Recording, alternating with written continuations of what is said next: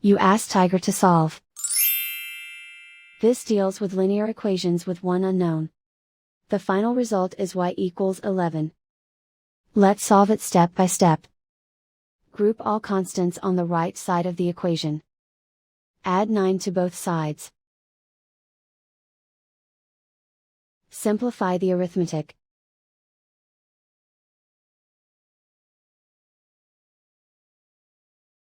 Isolate the y.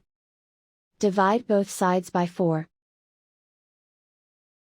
Simplify the fraction.